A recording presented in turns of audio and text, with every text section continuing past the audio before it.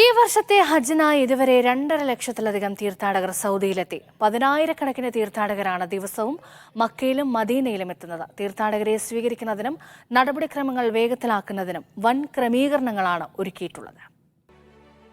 ലോകത്തിന്റെ വിവിധ ഭാഗങ്ങളിൽ നിന്നായി ഞായറാഴ്ച വരെ 2,67,657 തീർത്ഥാടകർ മക്കയിലും മദീനയിലും എത്തി.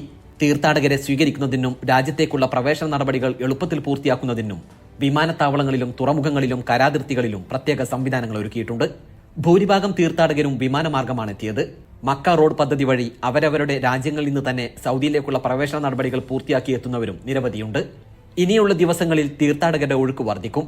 ഇന്ത്യയിൽ നിന്നും ജിദ്ദ വഴിയും മദീന വഴിയും തീർത്ഥാടകരുടെ വരവ് തുടരുകയാണ്. കേരളത്തിൽ നിന്ന് സംസ്ഥാന ഹജ്ജ് കമ്മിറ്റി വഴിയുള്ള തീർത്ഥാടകരും ഇന്നു മുതൽ മക്കയിലെത്തി തുടങ്ങി. അടുത്ത മാസം പകുതിയോടെ ദുൽഹജ്ജ് 8-ന് ഹാജിമാർ മിനയിൽ സംഗമിക്കുന്നതോടെയാണ് ഹജ്ജ് കർമ്മങ്ങൾ ആരംഭിക്കുക.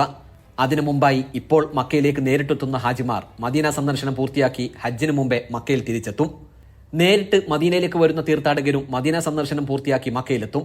ഹജ്ജിനോട് അടുത്ത ദിവസങ്ങളിൽ മക്കയിലേക്ക് നേരിട്ട് വരുന്നവർ ഹജ്ജിന് ശേഷമാണ് മദീന സന്ദർശനത്തിന് പുറപ്പെടുക. ശക്തമായ ചൂടാണ് മക്കയിലും മദീനയിലും അനുഭവപ്പെടുന്നത്. ചൂട് ലഘൂകരിക്കുന്നതിനായി ഇരു ഹറമുകളുടെയും മുറ്റങ്ങളിൽ കൂടുതൽ വാട്ടർ ഫാനുകളും സജ്ജമാക്കിയിട്ടുണ്ട്. Gafoor Kondotty, media 1, Jeddah.